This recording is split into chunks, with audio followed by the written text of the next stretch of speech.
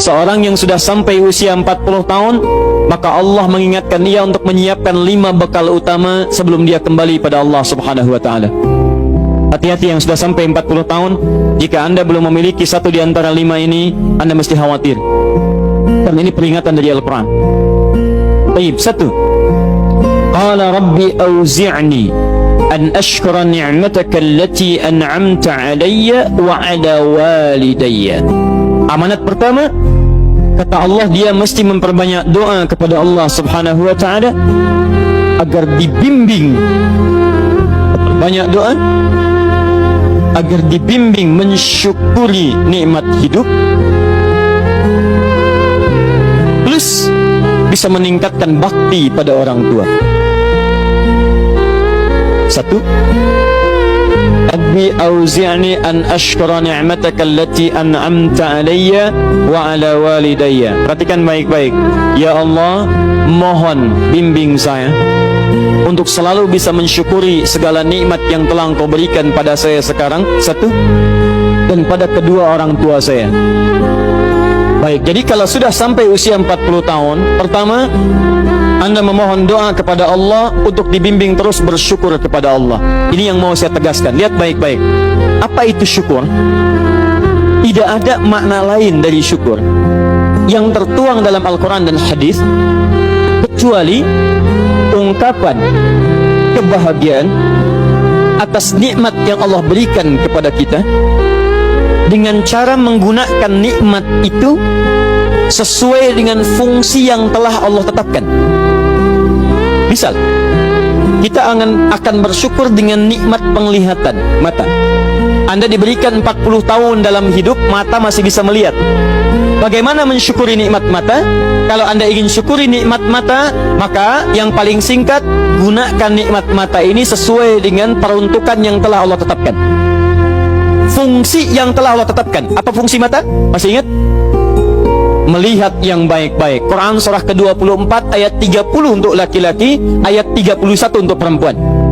Qul lil mu'minina yaghuddu min absarihim. Katakan pada pria-pria yang merasa punya iman. Dengan iman itu dia yakin dengan akhirat. Wabil akhirati hum yuqinun. Karena yakin dengan akhirat dia sadar akan pulang dan dia tahu nikmat matanya akan ditanya oleh Allah Subhanahu wa taala. Katakan pada pria-pria yang yakin bahwa matanya akan ditanya oleh Allah. Quran surah ke-17 ayat 36. Innas sam'a wal basara wal fuada kullu ulaika kana anhu mas'ula. Setiap pendengaran Anda, penglihatan Anda, plus apa yang Anda fikirkan, satu saat akan ditanya, dipertanggungjawabkan di hadapan Allah Subhanahu wa taala. Karena itu kata Allah, katakan pada orang-orang yang yakin dengan itu semua, ghuddu min absarihim, matanya hanya boleh melihat yang baik-baik saja. Yang tidak baik, palingkan.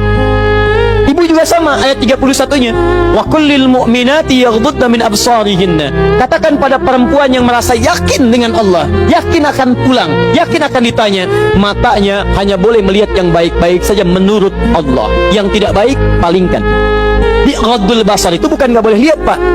Ghaddul basar itu silahkan lihat, tapi ketika yang dilihat tidak baik menurut Allah, maka palingkan dari itu semua. Ini tidak tepat, teman-teman sekalian. Anda hanya mengucapkan alhamdulillah ya, sampai sekarang penglihatan masih baik. Belum cukup. Baik itu dipakai lihat apa? Penglihatannya baik, tapi masalahnya yang dilihat baik tidak. Itu poinnya. Maaf, ada anak usia 4 tahun, Bu, Pak, tidak bisa melihat.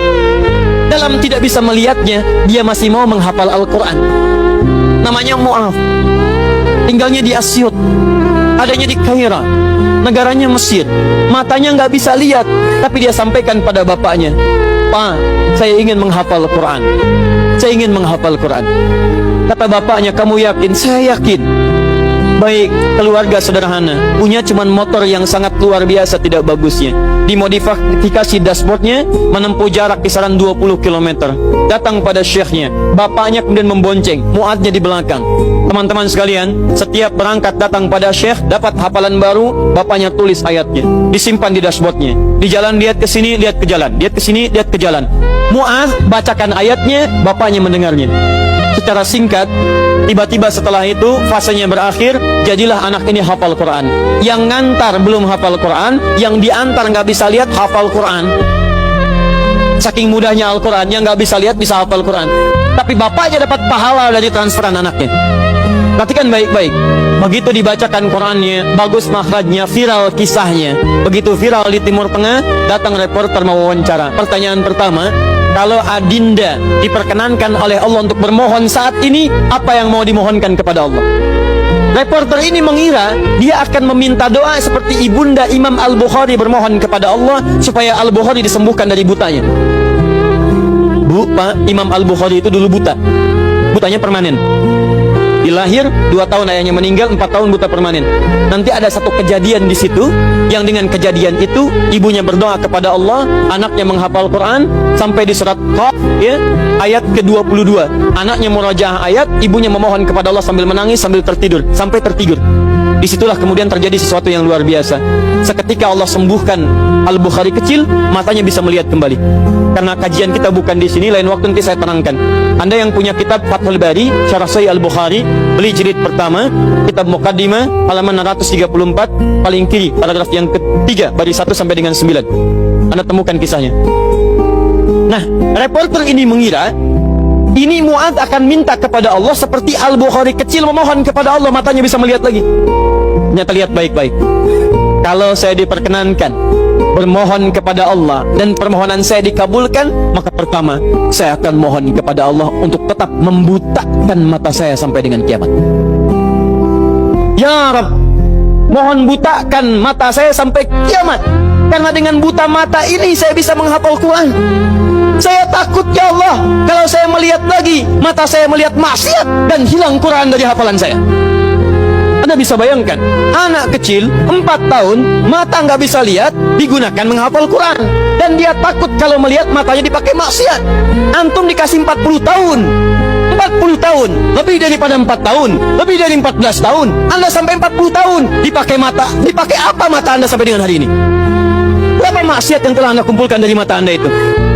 Mungkin wajar, jangankan hafal, baca masih sulit, lihat mushaf masih enggan, membaca masih susah. Kalau Anda sulit berhadapan dengan Al-Quran dalam pandangan Anda, tanyakan pada diri Anda, dipakai maksiat apa mata ini selama ini?